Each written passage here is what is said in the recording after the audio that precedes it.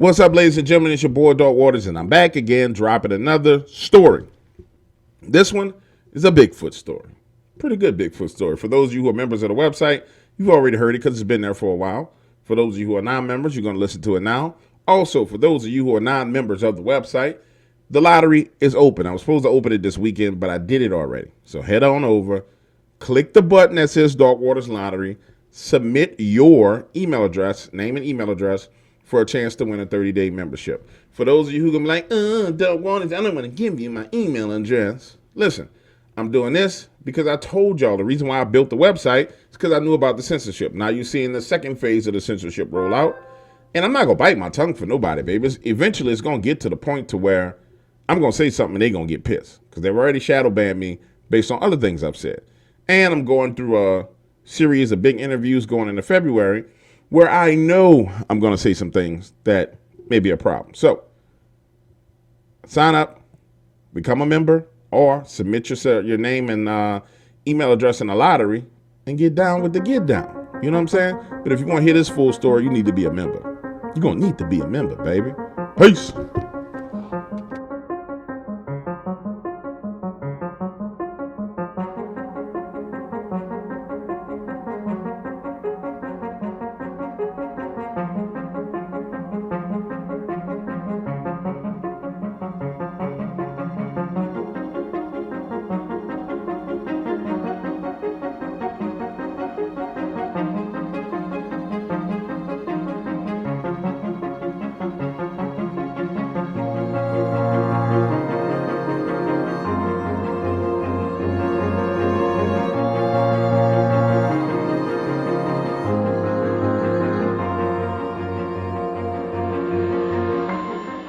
Man, look, I'm tired of people talking about Bigfoots like they're cool.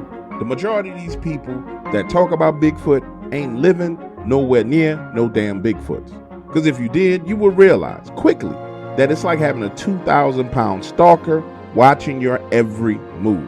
No. To make it even more clear for you, it's like having Mark Chapman outside your house 24/7. Combine that with the fact that my family's business is tomato farming, and now you realize that not only is Mark creepy, but his bitch ass is greedy too.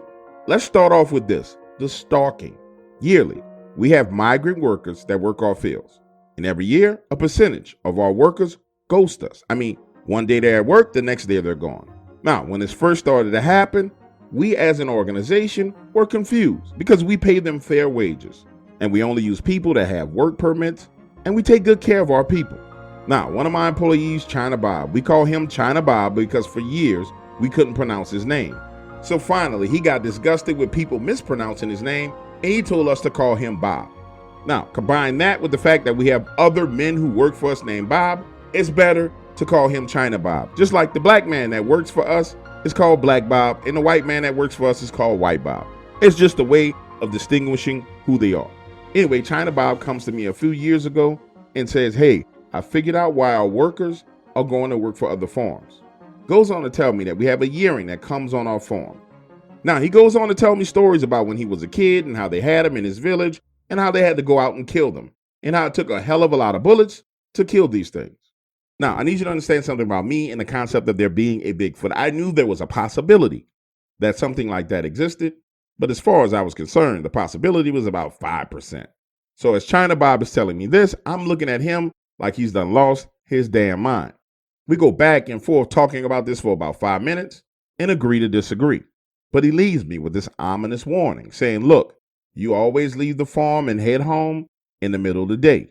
If you stick around here at night like some of the other employees have to do, you will see this thing here on the farm. Now, the following morning, I'm in the office, Black Bob walks in, and I spark up the conversation with him saying, hey, have you seen anything weird on the property? He looks at me, what the hell are you talking about, look? And I said, well, have you ever seen anything like a Bigfoot out here? Black Bob goes on to tell me that sometimes when he's out here working late at night, he feels like something is watching him, but he never knew exactly what it was. So I decided the only way to get to the bottom of it is to stick around and see for myself. So picture this. I'm sitting in a chair, leaning back, smoking a cigarette, relaxing. And to paint a picture for you of how a tomato farm is set up, if you imagine being inside of a baseball stadium and you're at home plate, you got the first baseline, the third baseline, And then the stadium makes an arc that goes all the way from third base around through left field, center field, to right field, back to the other baseline, right? That's how our tomato farm is set up. And then we have our tomatoes planted in tiers that step up every 10 feet.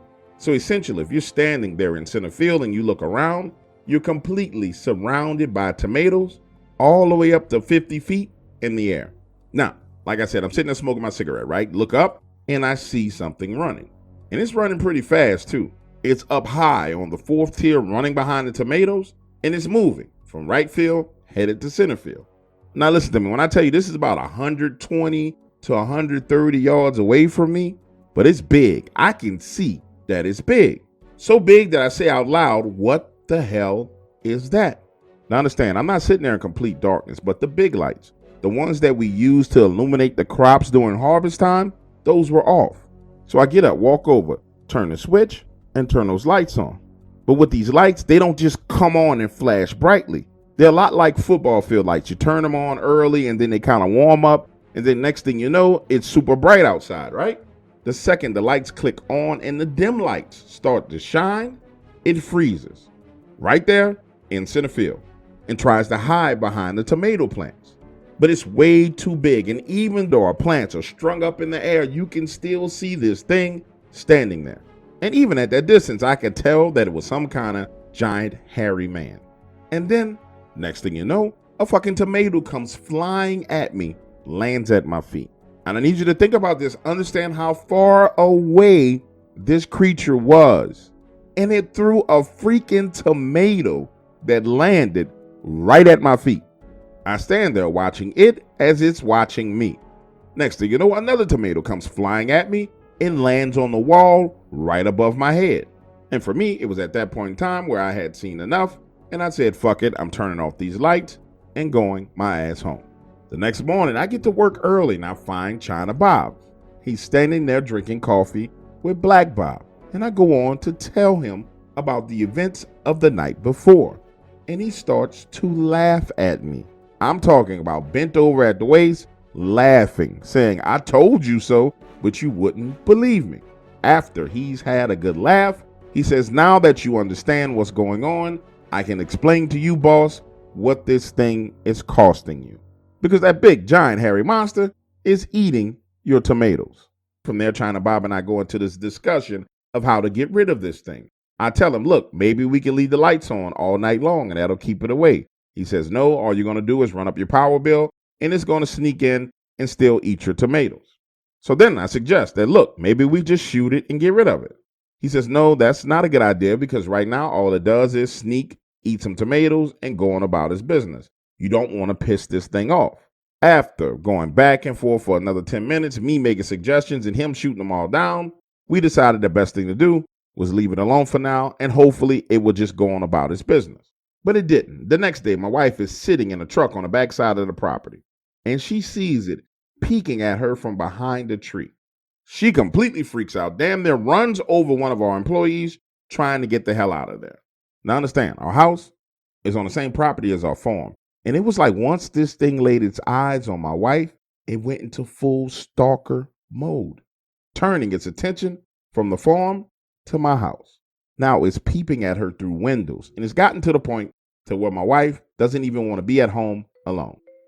Remember, prior to this, I didn't even believe that these creatures existed, so I didn't have the luxury of understanding all of their behaviors. But one night, my wife had some friends over for wine. I leave the house to get some cigarettes, and when I drive back up to the house, I see it standing outside of the house, looking through one of the windows. So instead of pulling into the driveway, I drive past the house and then walk back with my rifle. Now, I'm in the woods across from my house, looking at this thing through my scope, and it looks like a giant, hairy, retarded Shaquille O'Neal, but with these exaggerated features, a bigger head, bigger brow, bigger lips, wider nose, standing there watching him through this little sun window we have at the top of the living room wall. Now, I got this thing in my scope. I could shoot it in his ear, his head. I could hit it in one of his eyeballs if I wanted to. But then it looks over at me, and I swear to you, I'm concealed in pitch black darkness, and this thing is looking at me. I'm like looking down. I used to have a job. Okay, now you know Dark Waters is not about to give it all away for free. Want the rest of this story? Go to IamDarkWaters.com and become a member today. Only $4.99 per month gives you access to this library of true horror stories. Become a member today.